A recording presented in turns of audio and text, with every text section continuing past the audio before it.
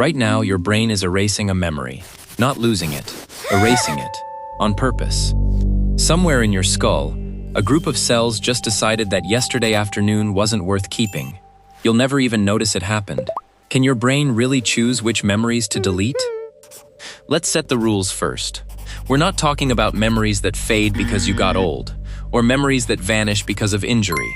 We're talking about your brain, right now, today, actively choosing to erase things while you're healthy and wide awake.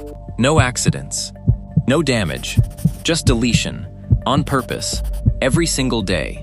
Here's what the science actually says is happening inside your head. Start with a number that should stop you cold. Your brain takes in roughly 11 million bits of information every second, every single second. Your conscious mind processes about 50 of those bits. 50 out of 11 million. That means before your brain even gets to the question of what to remember, it has already thrown away 99.9995% of your life. So forgetting isn't a flaw in the system. Forgetting is the system. For decades, scientists assumed memory loss was just decay, like an old photograph fading in the sun.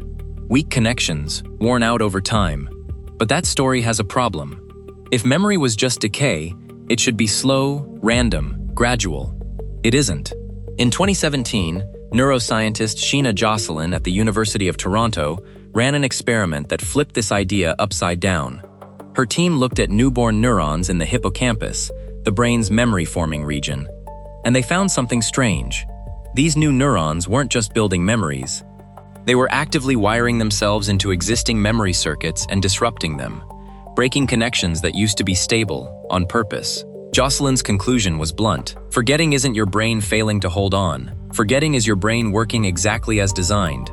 Let's raise the stakes. If forgetting is a deliberate process, that means somewhere in your brain there's a mechanism doing the deleting, and there is. It's called synaptic pruning, and it happens through cells most people have never heard of, microglia.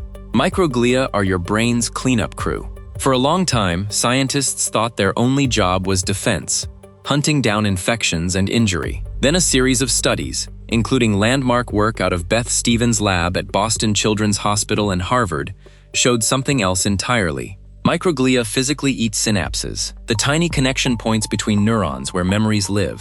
They tag weak or unused connections the same way the immune system tags a virus, and then they consume them, piece by piece, every night, while you sleep. Think about that. While you're dreaming, cells in your brain are quietly eating parts of your own memories. Which raises the obvious question. If your brain is throwing memories away every single day, why does anything survive at all?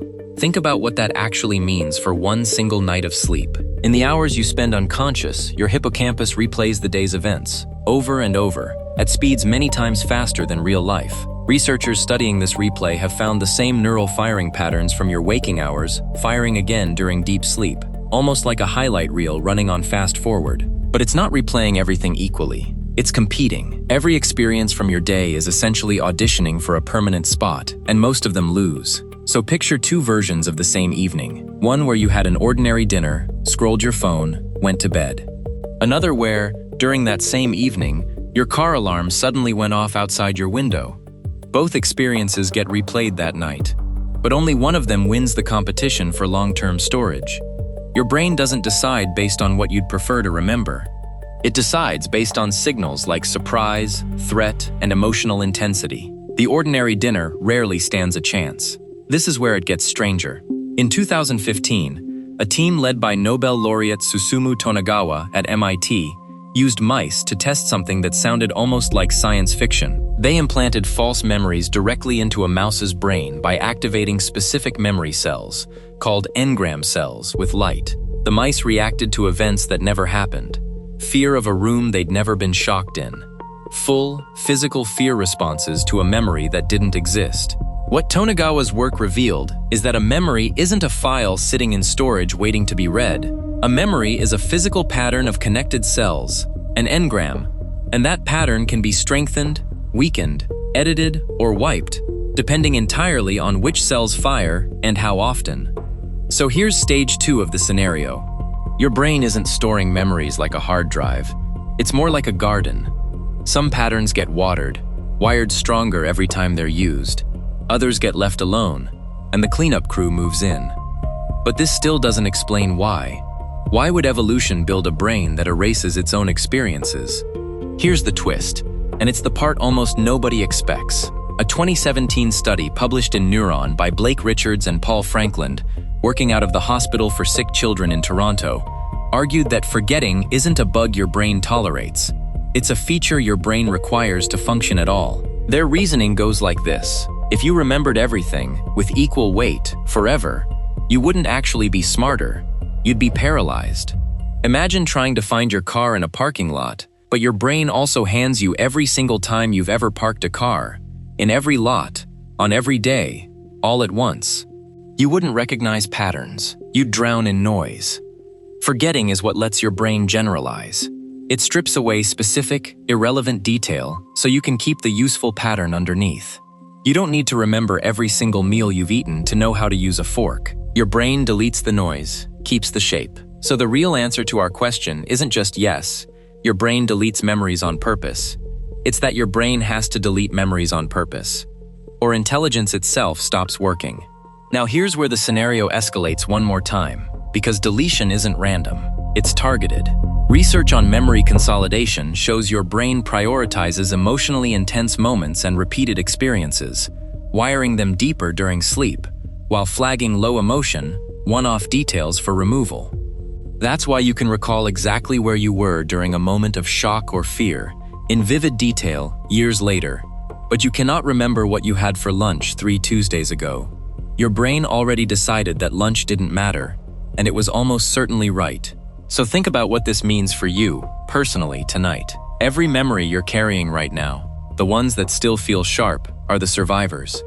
They made it through nightly rounds of cellular pruning. They beat out millions of competing signals for the right to stay wired into your brain. In a very real sense, your identity, the story you tell about who you are, isn't built from everything that happened to you. It's built from what your brain decided was worth keeping. That reframes forgetting completely. It's not a weakness. It's not your memory failing you as you get older, or a sign that something is wrong. Forgetting is curation. It's your brain, every single night, deciding who you're going to be tomorrow by choosing what gets to stay from today. And that cleanup crew, those microglia quietly consuming unused connections while you sleep, they're not erasing your life. They're editing it, sharpening it, cutting away the noise so the signal, the parts of you that actually matter, can come through clearly. Think about your own childhood for a second. You probably don't remember most days of it. Thousands of ordinary mornings, ordinary meals, ordinary walks to school, all gone, deleted decades ago. But you almost certainly remember a handful of exact moments. A birthday that went wrong, the day you learned to ride a bike, a single conversation that changed how you saw a person you loved. Those moments aren't survivors by accident. They're survivors by selection. Out of tens of thousands of days, your brain kept the ones that carried the most weight and let the rest go, quietly, one synapse at a time. So the next time you can't remember what you ate for breakfast or where you left your keys, understand what's really happening. Your brain isn't broken. It's working exactly the way millions of years of evolution built it to work. So, can your brain really choose which memories to delete? It already has. It's doing it right now. And somehow, out of everything it chose to throw away, it kept exactly enough of you to still be you.